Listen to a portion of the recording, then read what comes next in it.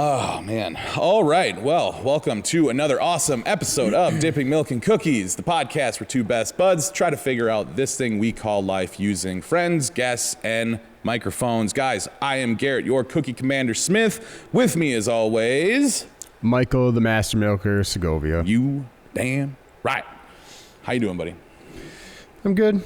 Feeling all right. Yeah. What do you think? Yeah, it's it's interesting being change, in here now. huh? Yeah, definitely, most definitely. Yeah. This is obviously the new studio here at Knieverland Productions, Studio DMC. We're really stoked to be here. Can't wait to really show you guys what we have in store, which is coming next week, y'all. Next week, all right? So make sure you tune in for that. But yeah, your week, how's your week been? The week's been all right. Jenny had a really crazy, hectic week at work. Yeah. School stuff with the kids, and then me working.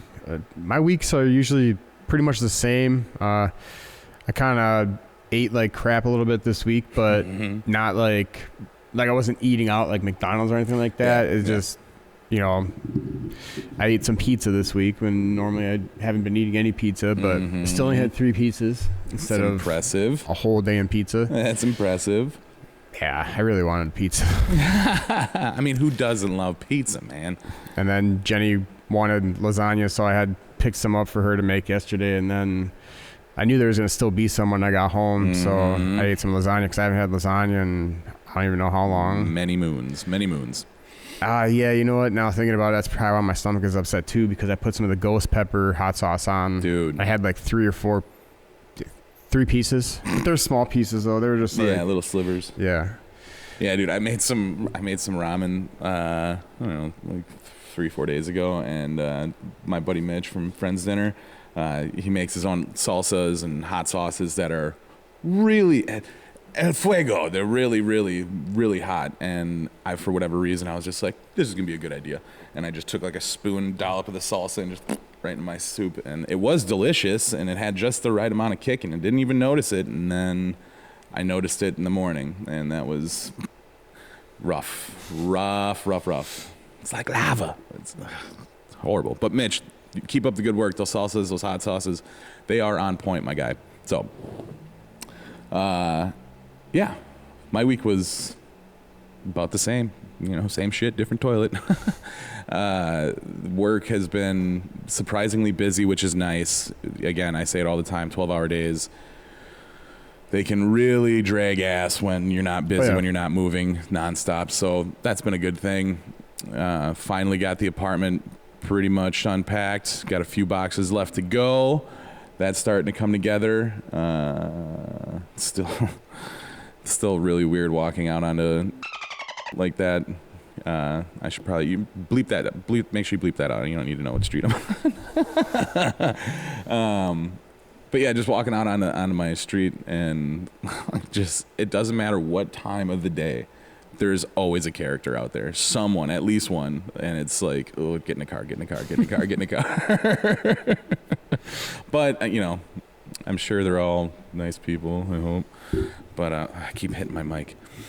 But yeah, cats are still being dickheads, But I digress. It's been an interesting week, to say the least. There's been some personal stuff that just added to the list of 2020, unfortunately. But again, I digress. But yeah, man.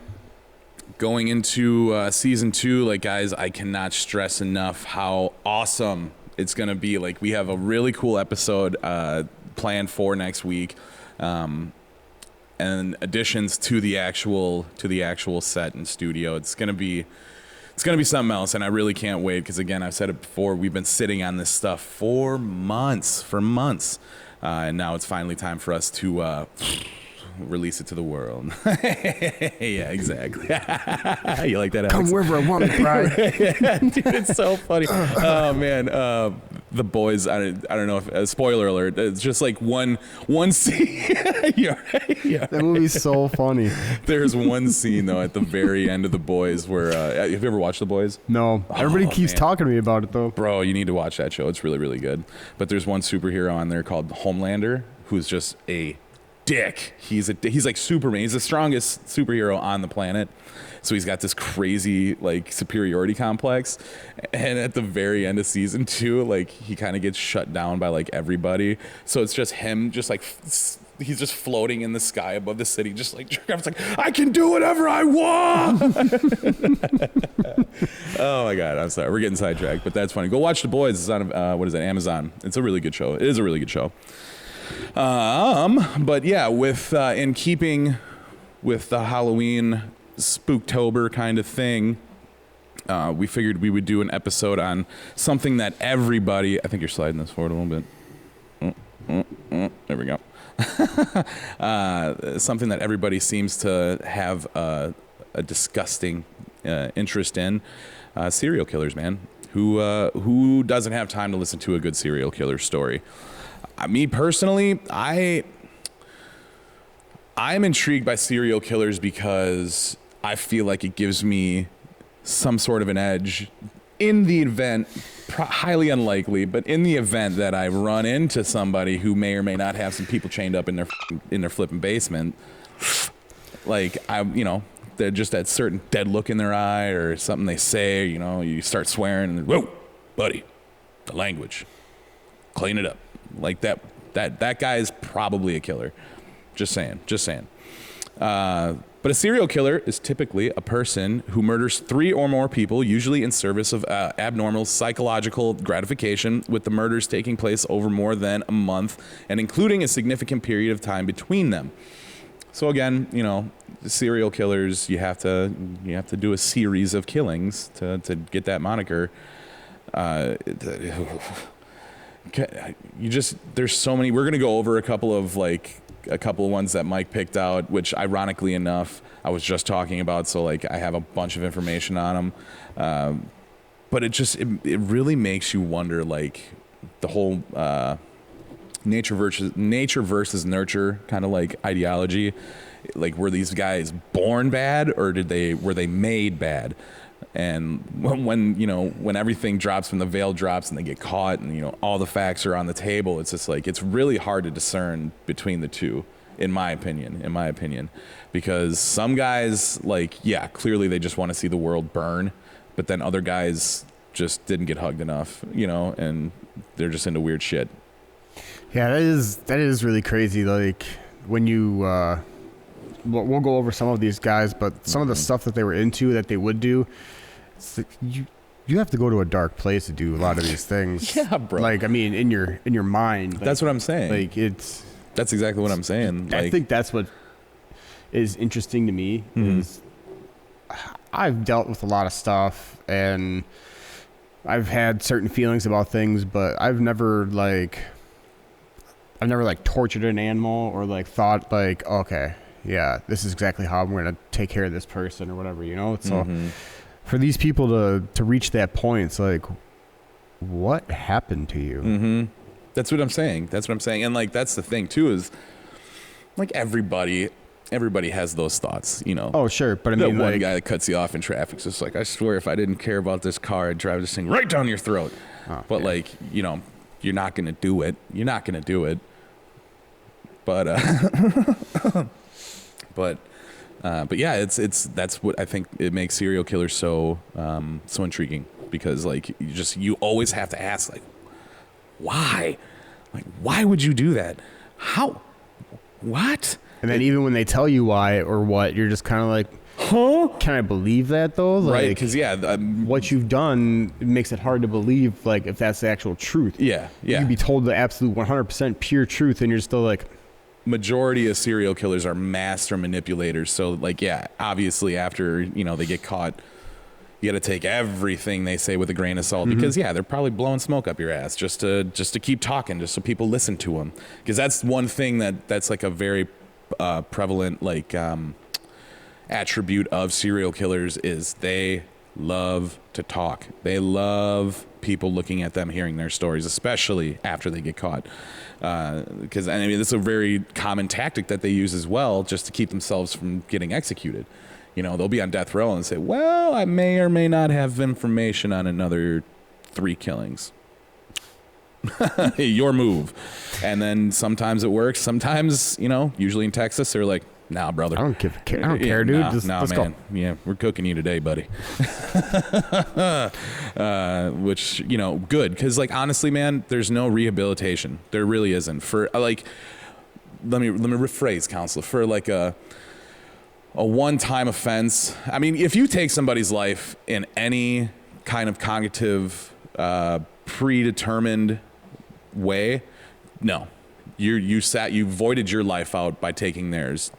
But if it's an accidental death, like you get in a car crash and you accidentally kill somebody in the crash, granted that does happen and that is horrible. Sometimes those people, you might want to give them the benefit of the doubt. But the dudes that are, like some of the guys that we're going to get into, like those guys, no, immediately as you're caught and there's definitive proof, yeah, dude, you're done. You're done. We're going to take you out back. We're going to plug you and we're going to throw you in the body pit, man. That's just how it's going to roll, dude. And the fact that people like defense attorneys, those slimy bastards. I mean, obviously they're just trying to get paid, but which I can respect. But at the same time, it's just like, dude, perfect example. O.J. Simpson. Granted, that was a completely different, The glove didn't fit, man. He must have quit. That the atmosphere in California and in Los Angeles obviously was way different back then. So it was easy to see. It's easy to see how that case got turned into a racial case instead of a murder trial. But that's the thing though, if you got the money and the attorney power, you could get off of murder, which is bananas. That is wild. Oh my God. It's craziness. But yeah, like I said, we're gonna go through a couple killers here.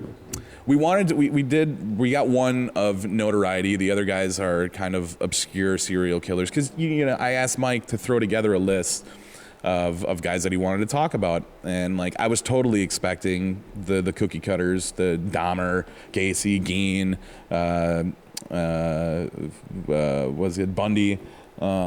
There's obviously a bunch of these serial killers that are just super mainstream. I wanted some that were really obscure, and this kid hit it out of the park with two of them, for sure. But yeah, Jack the Ripper obviously is one of the most notable serial killers in history. Jack the Ripper was unidentified.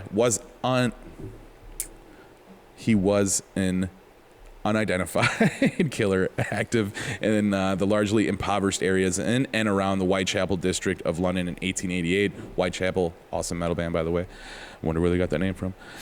In both the criminal case files and contemporary journalistic accounts, the killer was called the Whitechapel Murderer and Leather Apron. I didn't know that. No, Leather Apron, that's weird.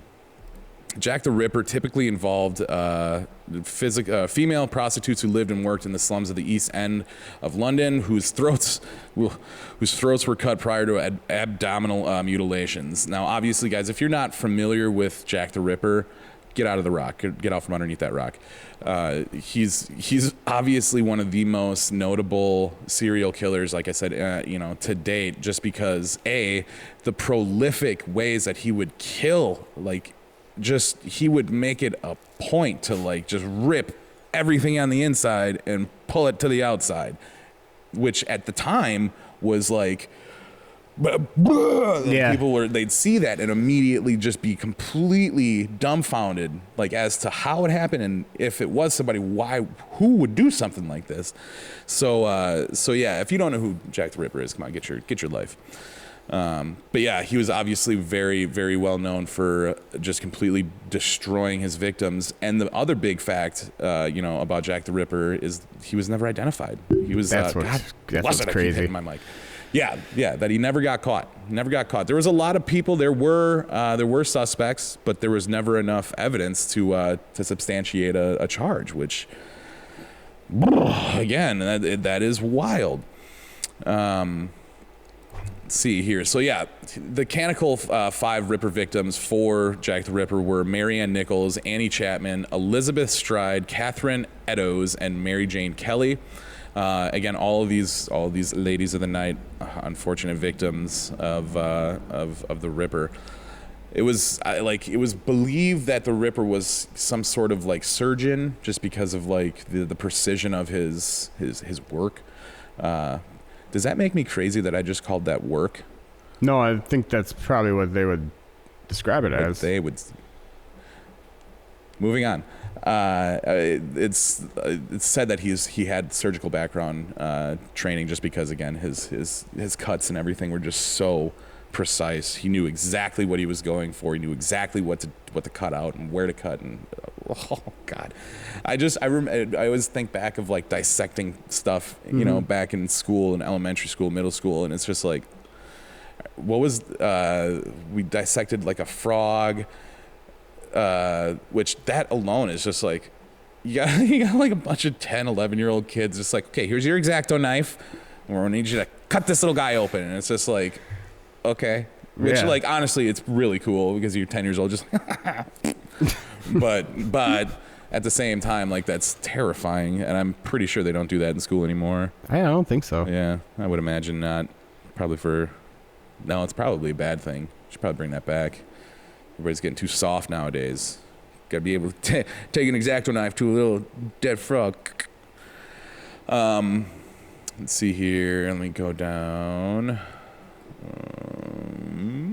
You can see how greatly prepared. Suspects, that's what I wanted. Okay. So the concentration of killings around weekends and public holidays and within a short distance of each other has indicated to many that the Ripper was in regular employment and lived locally. Others have thought that the killer was an educated upper-class man, possibly a doctor or an aristocrat, probably likes his steaks, what is that, medium rare, who ventured into Whitechapel from a more well-to-do area. I believe that more than anything, just because, again, the guy, he was cunning. He was bold as shit. Like, one of these victims, like, he killed, like, as the cop was walking up, essentially, and he just was able to sneak out of there. And I don't know. This dude was like a ghost, like, straight up Houdini. Maybe it was Houdini. Yeah, see, like, there's conspiracies with this. Oh, yeah. Such theories draw on cultural perceptions such as fear of the medical profession, mistrust of modern science, or the exploitation of the poor by the rich. Suspects proposed years after the murders include virtually anyone remotely connected to the case by contemporary documents, as well as many famous names who were never considered in the police investigation, including a member of the British royal family, an artist, and a physician. Everyone alive at the time is now long dead, and modern authors are free to accuse anyone without any need for any supporting historical evidence. So that's a good blame whoever you want. Like, you're the Ripper. But yeah, Jack the Ripper again. Just, jeez, he was. What if Jack the Ripper was a female? Ooh, I like it. Not likely. Sorry, ladies, but I like it. From Hell. That's right, the From Hell letter. That's a great movie too, with Johnny Depp and Heather Graham. What's the dude? The dude from Lord of the Rings. Which one? I think he's the guy that actually is the Ripper. The dude, whatever. It's all right. Moving on. I can close those guys out. Yeah, this guy, dude.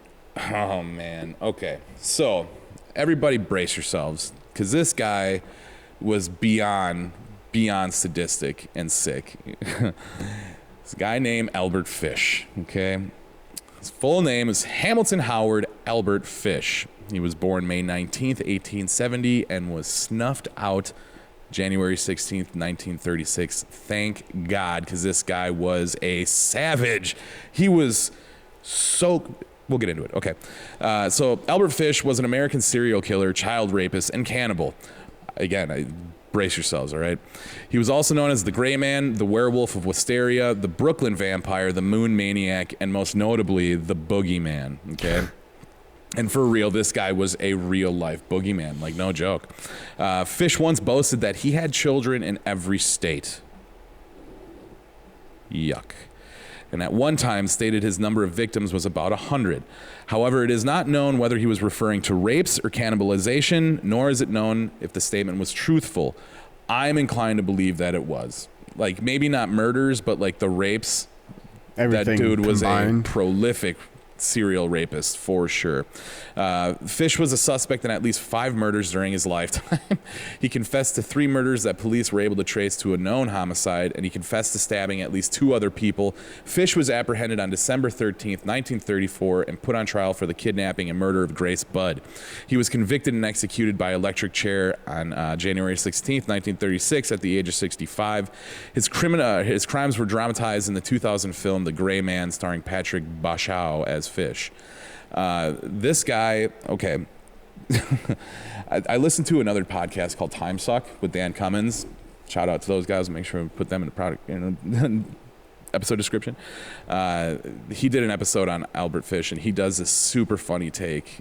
Because like the excuses, again, as a serial killer, you're a master manipulator for the most part. He would tell a story to like gather his victims. He would tell a story that he was from Hollywood, right? And that he had get your parts in movies and all. Take it to Hollywood. It's showbiz. Just how they do it in Hollywood. That's what dude always says. It's showbiz.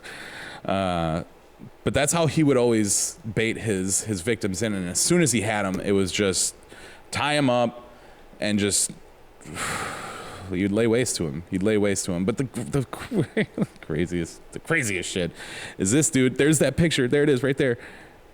All of those are pins. You see that? Mm-hmm.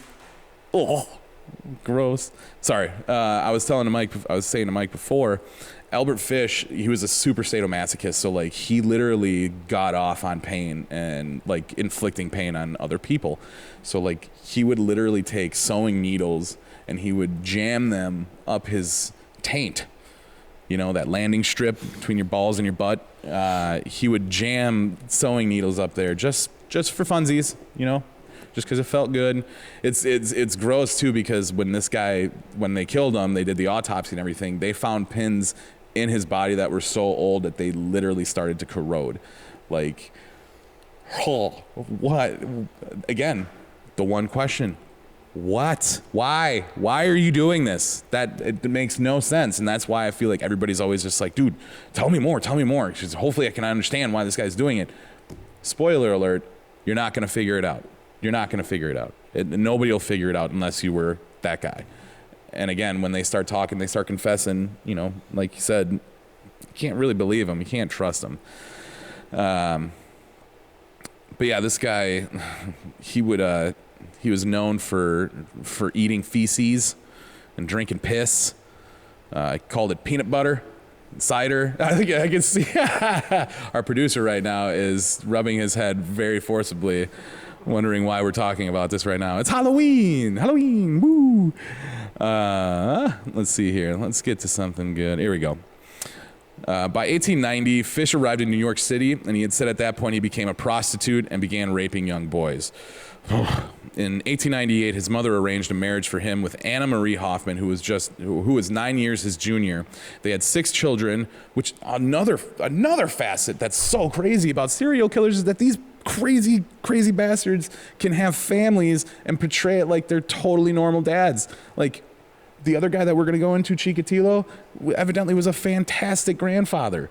But that dude raped and killed a lot of people. Like, what the hell? It just it doesn't make sense. They had 6 children: Albert, Anna, Gertrude, Eugene, John, and Henry Fish. Throughout 1898, Fish worked as a house painter. He said he continued molesting children, mostly boys younger than age 6. Jesus Christ. He later recounted an incident in which a male lover took him to a waxworks museum where Fish was fascinated by a bisection of a penis. After that, he became obsessed with sexual mutilation. In 1903, he was arrested for grand larceny, convicted, and incarcerated in Sing Sing. Around 1910, while he was working in Wilmington, Delaware, Fish met a 19-year-old man named Thomas Keaton. Yeah, this is where it gets weird. It's all weird, but this is where it starts. He took Keaton to where he was staying, and the two began a sadomasochistic, I said it before and I can't say it now, relationship. It is unclear whether or not Fish forced Keaton to do these things, but in his confession, he implies that the man was intellectually disabled. After 10 days, Fish took Keaton to an old farmhouse where he began to torture him. The torture took place over 2 weeks. Fish eventually tied Keaton up and cut off half his penis.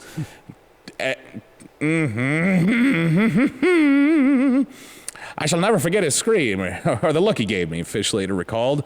Yeah, that's how they do it in Hollywood. Oh, God. That would suck. He originally intended to kill Keaton, cut up his body, and take it home, but he feared the hot weather would draw attention to him. Instead, Fish poured peroxide over the wound, wrapped it in a Vaseline-covered handkerchief, left a $10 bill, kissed Keaton goodbye, and left. Took first train I could get back home. Never heard what become of him or tried to find out, Fish said. Okay, we'll learn how to speak right there, guy.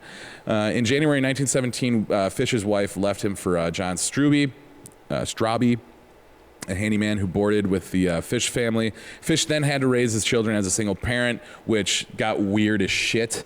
Because, like, after a while, like, dude, once you're so deep into that sort of stuff, like, you don't give a shit about who sees it and, like, what they think about it, especially, like, your family.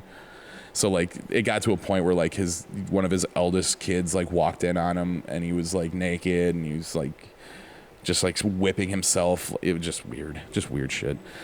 After his arrest, Fish told a newspaper that when his wife left him, she took nearly every possession the family owned. He began to have auditory hallucinations. He once wrapped himself in a carpet, saying that he was following the instructions of John the Apostle. So, obviously, this guy was starting to fall off the rocker. Yeah, it was about this time that Fish began to indulge in self-harm. He would embed needles into his groin and abdomen. After his arrest, X-rays revealed that Fish had at least 29 needles. 29 needles lodged in his pelvic region. That's ridiculous. Dude, that is so wild. 29. Let's just land on the fact of how many that is. Like, literally, 29 is a lot of anything, let alone needles in your taint. Jesus, Murphy. He also hit himself repeatedly with a nail-studded paddle and inserted wool doused with lighter fluid into his anus and set it alight. That I didn't know. That's really hardcore. While Fish was never thought to have physically attacked or abused his children, he did encourage them and their friends to paddle his buttocks, with the same nail-studded paddle he used to abuse himself. He soon developed a growing obsession with cannibalism, often preparing himself a dinner consisting solely of raw meat and sometimes serving it to his children. God damn it, man. Oh, man. Yeah, I guess like you said, you reach a certain point and it's just kind of like, that's your life. Yeah, that's the point of no return. At that point, you're in that room now. Dude. Oh. Yeah. I tell you what, before we go any further, let's pause for a sec, take a quick break, and visit with our sponsor. Axelstrad is a company built on core values of integrity, sustainability, and innovation, and is passionate about finding solutions for business growth. By working together, they will find activities that add value to your business while creating a framework that is flexible yet structurally sound and allows your business to grow profitably. Right now, our faithful milkers and dippers are going to receive 15% off of up to the first $300 with any service that Axelstrad offers, okay? Now, guys, anybody who has done any kind of digital work, any kind of media, marketing, anything of the sort, can understand it gets a little pricey, so don't wait. Act right now. Get down on this deal because it's like crazy. It's a stupid deal. Again, 15% off up to the first $300 with any service offered by Axelstrad. But you have to make sure that you said Studio DMC sent you. Okay, you won't get the promotion if you don't mention dipping milk and cookies. To reach the great staff at Axelstrad, please call 818-585-8742 or send an email to ateam@axelstrad.com. Again, that phone number is 818-585-8742. Prepare yourself to be stratified. All right, welcome back, everybody. So yeah, we were just talking about Albert Fish, who that guy was beyond sadistic, but I do believe this next fellow is way worser, for sure. The next guy we're going to talk about, his name is Andre Chikatilo.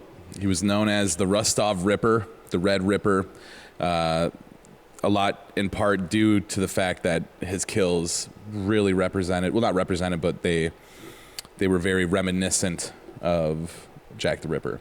So Andrei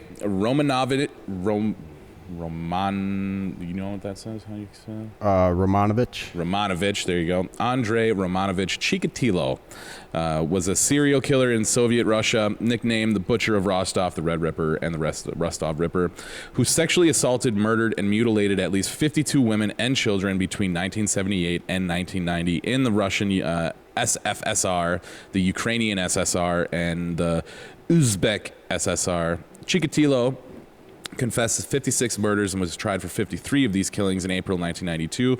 He was convicted and sentenced to death for 52 of these murders in October 1992. Although the Supreme Court of Russia ruled in 1993 that insufficient evidence existed to prove Chikatilo's guilt in 9 of these murders, Chikatilo was subsequently executed in February 1944. And good, for sure. I mean, even still, there's 9 of them. I know, right? like, dude, there's 43 other ones that I count, so it doesn't really make a difference how many. Right. Not enough evidence for these other 9 here, but so we probably shouldn't kill. We probably shouldn't kill him. Yeah, like, absolutely. Yes, absolutely. I just, it's weird to me, obviously, but a lot of these guys have factuations with kids. Yeah. The only way I could become a serial killer is if somebody hurt my kids, Yeah, no, I mean, but that's not even, that's more of a parental protection kind of thing. That's not necessarily psychopathy, you know what I'm saying? I just don't understand, kids are annoying, man. But they're your kids, and those kids are annoying. Well, yeah, no, all kids are shitheads, really, to be honest. It's because they just got their brains. They're figuring it out, You just got to hope that the parents around them, are doing the right thing. Not breeding more little serial killers. I'm not. I'm talking about this dude. Oh, man. So yeah, Andrei Chikatilo, growing up, he had a really, really tough childhood. Like, his parents were really hard on him. He was a chronic bedwetter, which, ironically enough, that comes up again. It's very, very prevalent with serial killers. There's always red flags with children that end up becoming serial killers. Like you said, do you torture or harm animals? Do you wet the bed? Do you have some sort of hardcore connection with one of your parents, normally your mom? That sort of stuff is very, very. They're the variables to making a serial killer, essentially, because out of all the serial killers that I've done research into, that I've heard about, a lot of them had one of those 3 things going for them, if not all 3. So I know I shouldn't say I know, but I feel like the mother issues is the biggest factor.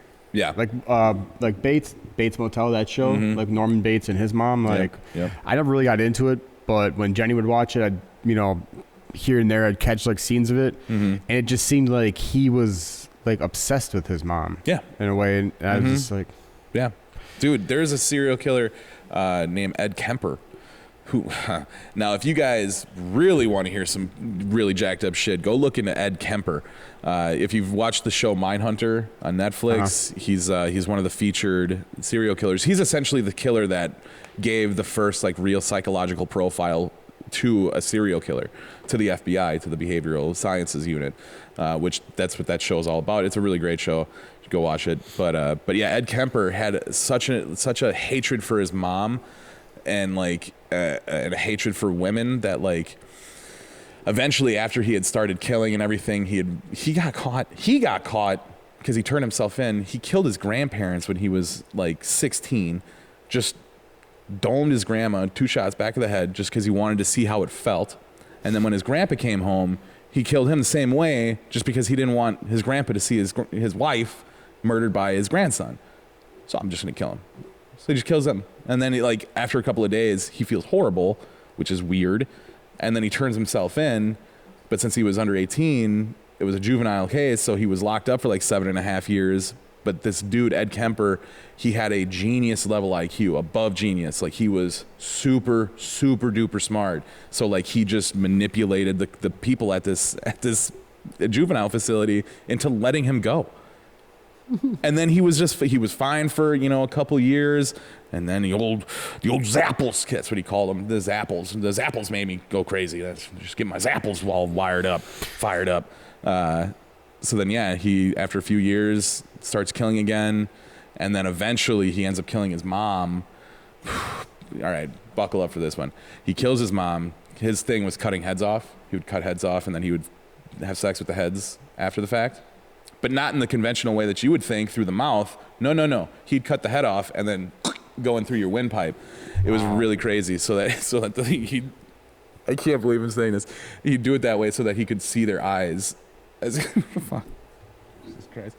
It's now the 5th time I've seen Alex go like this. What have I done? Yeah. It'll buff out. It's fine. But yeah, he did that to his mom. So Ed Kemper, and he was a monster of a man, 6'8", like 280 pounds, just like a towering man. That dude. Looking at Ed Kemper. But yeah, back to Chikatilo. Yeah, right. No, that's a hard pass. I'm good. Chikatilo though, Andre Chikatilo. I can't help but think of Time Suck whenever I hear this guy's name, because Dan Cummins does this perfect Russian impersonation where like he just trolls him the whole time. But no. Anyways, this guy had a really hard childhood growing up. Was severely abused by his dad. His mom didn't help whatsoever. If anything, made it worse. Psychologically. So you're dealing with both sides of the spectrum: physical abuse, mental abuse.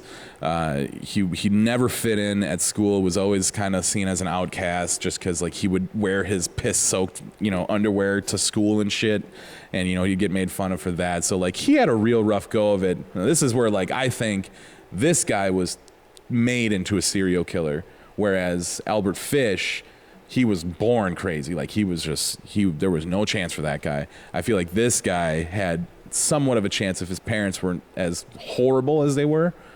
But I mean, keep in mind too, the guy was born in 1936. So like in Russia. So you're thinking it's like post-war World War II. Like there's a lot of crazy stuff happening over in Europe and in Russia. So I can only imagine some of the shit that guy had seen. Yeah. But yeah, after going through this crazy childhood, growing up, he's obviously attracted to the fair sex. He's attracted to women, tries dating, has zero social skills whatsoever. But like, Greg, give him credit because he at least tried. But I can't believe I just gave credit to a serial killer. I did it again. Screw this guy. He sucks. It's something that you're into though. Like this stuff fascinates you. I love it. And that's one thing too. It's just like why people are so intrigued by killing, people killing other people. Like it's so tragic and it's so horrible and can be so disgusting. But it's just like, oh, give me more. Like I don't know. But yeah, he tried dating a few times, realized that he was severely impotent. Like just didn't matter what was happening, just dick would not get hard at all, and it really messed with him. Which I could totally understand that. I mean, that's not, I don't got to deal with that shit, but I could understand how you might get a little kerfuffled, be a little upset, and then eventually one of the girls that he was trying to date in the moment, Cummins calls it a shame cock. Sorry, Alex. But yeah, he tries to be intimate with this chick, and it just doesn't happen. And this chick just lays into him, just like, you are pathetic, you're a loser, you're lame dick, and all this, and just goes in on him. And then eventually he's like, I'm gonna kill you. Yep, pretty much, yeah. Tied her up, and like he knew that he was attracted to like causing pain, because like when he was a kid, he didn't really try to rape another girl, but like he was really young. I think he was like 10, 11 or 12. He was like wrestling with a girl, just wrestling. He was wrestling with a girl, and he got on top of her to a point where like he had her pinned down, and to the point where she was like, I don't like this, get off me. And he just kept pinning her down. And then the more she fought, the more he was realizing that he was being like aroused, and then eventually like figured it out and like it just kind of stayed in bed at that moment, at that time. But he realized at a very young age that he was really into causing people discomfort. So it just manifested, and it just grew and grew and grew and grew, and then eventually on that date, it all hit a head, and he went a little crazy, and yeah, that's when the killing spree started, because he killed from like 19, I think it's in here somewhere, again, 1978. So yeah, it was literally from like 1970 something to 1990, or not. When did he get killed? Yeah, 92. So yeah, he was killing for more than 25 years, 25 plus years of being out there just taking people out, man. And again, women and kids, like ugh. But I mean, we don't really need to get into too many of the gruesome details, but like I said before, he was Alex is shaking his head no. He was very reminiscent, his killings were very reminiscent of Jack the Ripper. After he would violate these people, he would just tear into them. And both of these guys, I forgot to mention, both of these guys were known for cannibalism. So like Chikatilo not so much, but Albert Fish for sure. Like the last victim of his little girl, so horrible. Yeah, he ate her, like everything, and it's really, really disturbing. Really disturbing. Yeah, Alex, I love this. We got to do more episodes like this. Make Alex uncomfortable. But yeah, Andre Chikatilo, man, dude was so crazy when he was in court, when he was on trial. They had him in like a cage in the courtroom, like Hannibal Lecter. At one point, like he stood up and looked to the court members, dropped his pants, and just started flopping his dong around, just like, do you see what I'm dealing with? Like this is what I've got. And it was just like, dude, this guy is batshit insane. Like he, in the middle of a courtroom, thought it was a good idea to just. Do you see what I'm saying? At that what point, would you though, do? With that, at that point though, like it doesn't matter. No, yeah, you're gonna die anyways, and that's what happened. That's what's so gangster about Russian law, Russian justice, man. They don't lollygag. You don't sit on death row. Like literally, you're guilty. Come with us. And they just took him back into another cell, put one right behind his head. Like, yeah, exactly. Basically, one right behind the ear, man. Firing squad. Yeah. That's literally how it should be done, man. None of this, I want to keep talking. I got more information so I can stay alive for another 3 weeks and get another last dinner because that steak was good. Nope. No. That just no. What do you got? You want to add anything? I think that for a lot of these people that are dealing with whatever kind of demons they are dealing with, even like people that we know right now that could be dealing with something, like, do not chop up people. Yeah. If there's anything you can take away from this episode of Dipping Milk and Cookies, guys, don't chop anybody up. Don't try to rape anybody. You know, it's bad. It's really, really bad. It's against a lot of really, really good laws. So definitely avoid that at all costs. If you need help, try to find somebody to talk to, man, because murder and rape and sadism is not the answer. I will tell you that much right now. Nothing good will come from that. That's for sure. You might get a little bit of self-gratification, but yeah, after a while, like... Yeah. It just changes who you are. I mean,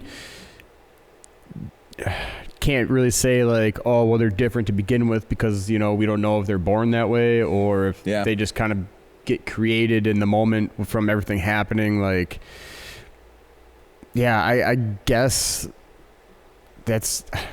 I don't know, man. Like, it's just really, it blows my mind. Like, looking at this guy in the cover of the book, like, yeah, he's smoking a cigarette. He's all shackled up. You know, he's got blood on his shirt. But he looked like, looking at him, if he was cleaned up. It's a good book.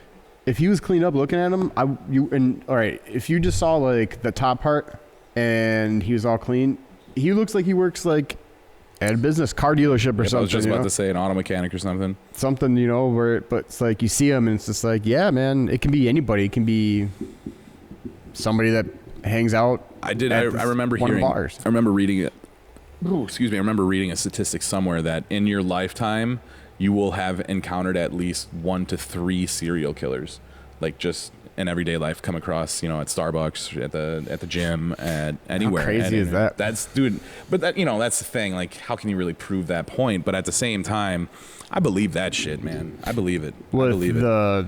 The way society handles mental instability amongst people, like they just kind of cast them out. So there's a lot of people that need help that can't get help because they can't get insurance and all this other crap. And you know, people not getting the help that they need is really, it's horrible because they could just, you know, you could, like you said, at Starbucks or something. So we go get coffee next weekend and you just happen to have a bad day and you're rude to somebody that's there, and I would say, all right, bro, I'll see you later or whatever, and then I don't hear from you again because that guy like tailed you home or whatever, and just straight up killed you.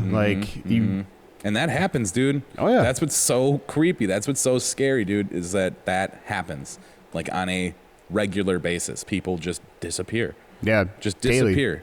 No trace, and that's why I like reading books on serial killers and psychopaths, because I like to think it gives me a little bit of a heads up, you know. Yeah, when you say it like that now, it's kind of like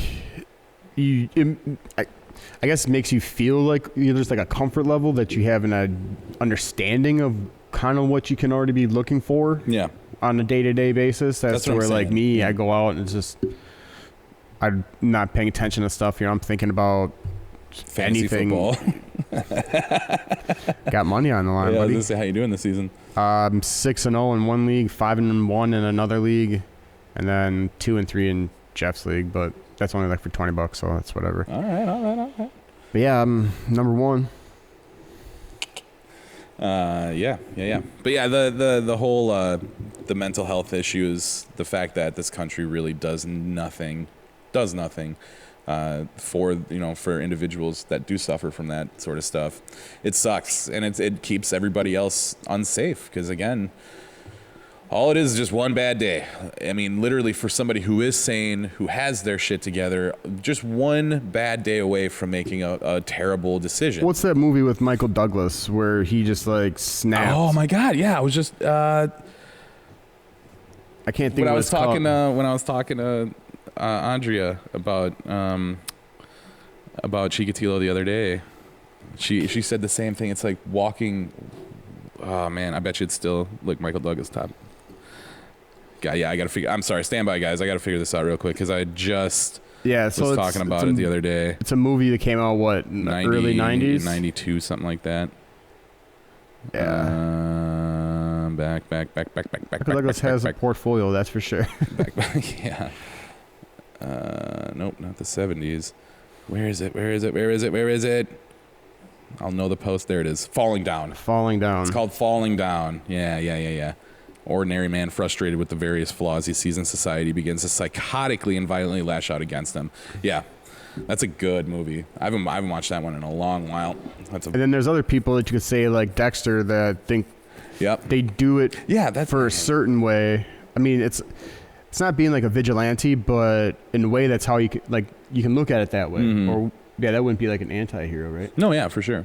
So yeah, we included him in the anti-hero episode. Yeah. Duh. Yeah. So look, there's people that think that that's like when they do it, it's justified. Now, mind you, I have seen some stuff lately flying around the internet about somebody who was going around a neighborhood where known pedophiles lived and was just killing them with a hammer, taking them out, and like this guy's being glorified by like a lot of people. His family made like shirts and stuff, and I forgot what they call him, something Avenger, because like he's cleaning up the trash. That's what that was something he would like say to the people. Like he must not have killed everybody, because I gotta find this out because I'll have to show it to you. But he would like go to these guys and say something along the lines of, "I'm here to avenge, so and so or whatever." And my name is Inigo Montoya. And he would just go ham on these people and just like kill them. I mean, there's a lot of people that think that pedophiles should just be like instantly killed, and then there's people that are trying to say now that like pedophilia is a fetish, and a lot of these guys fall into those categories. Oh yeah, a good majority of it. Yeah, for sure. that's probably why they're trying to say that it is like that now, so that way dude, society's so weak. It's just trying to make everybody happy and say like certain things are okay when they're not. This is what you get when you start letting things be okay. Yeah. When you don't do things that need to be done for other people, man. When you don't take your talking to, you know. Every once in a while, you got to sit down and get that yelling, you know. But guess what? You're not going to get killed at the end of it. Like, Jesus Christ.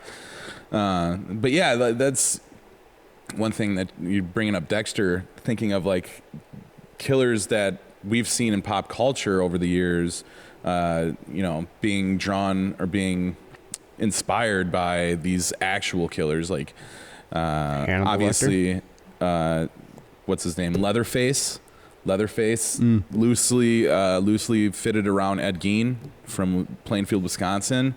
Represent Wisco. Don't mess with us, baby. What state make a lamp out of you? What state has the most serial killers come from it? Ooh, that's a good question. That is a very good question.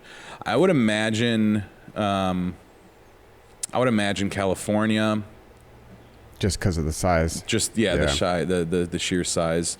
I would imagine California, probably Illinois.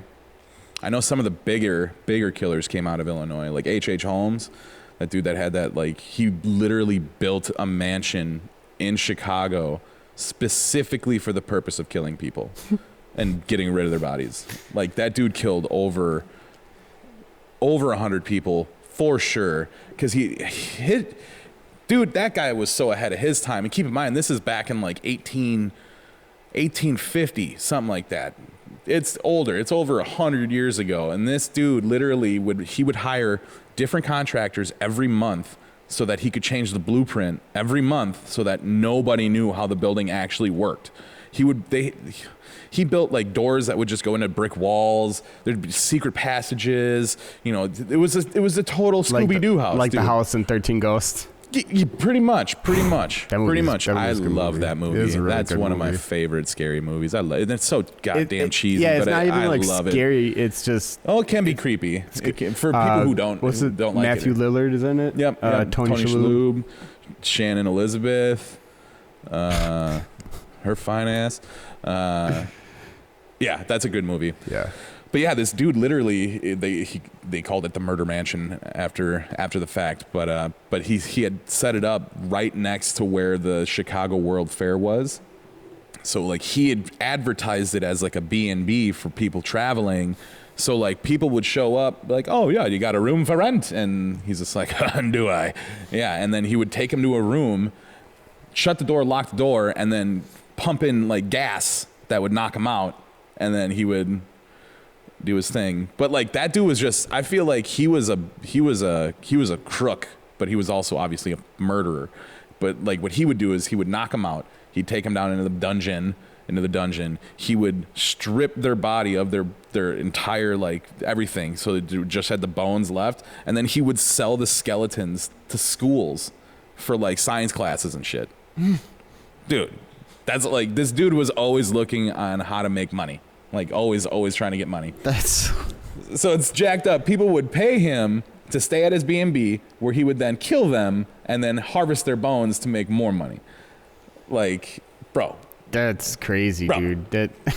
But like that's the thing, that he didn't like, at least I don't think he did any kind of like sodomy or, you know, like anything like that where he just saw that there was a market for schools needing skeletons. Exactly. Upon yeah, himself. right. Yep. He's an innovator. He cornered the market. Maybe that guy's not so bad. No, he's pretty horrible. He's pretty horrible.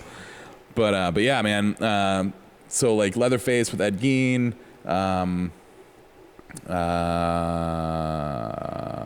What's Scream.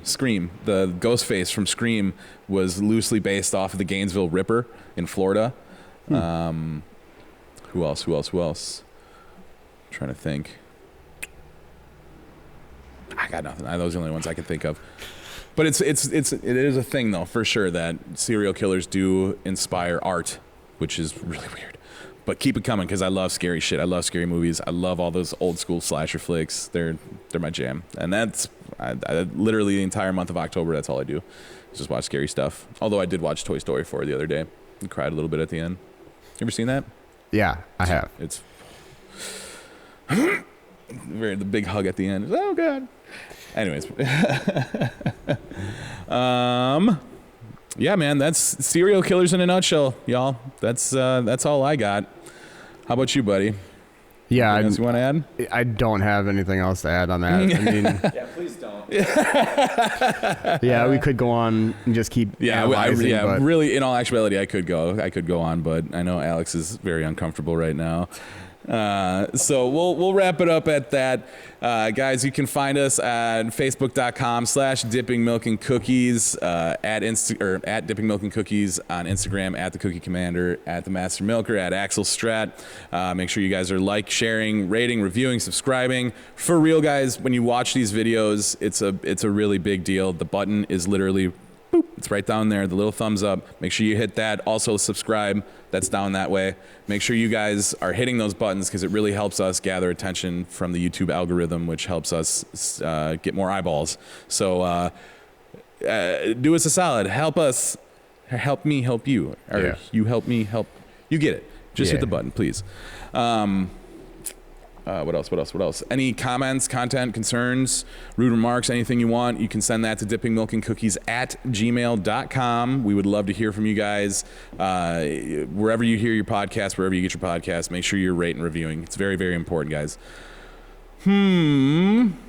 Next week, season 2 drop. I hope you bitches are ready, man. I hope you're ready.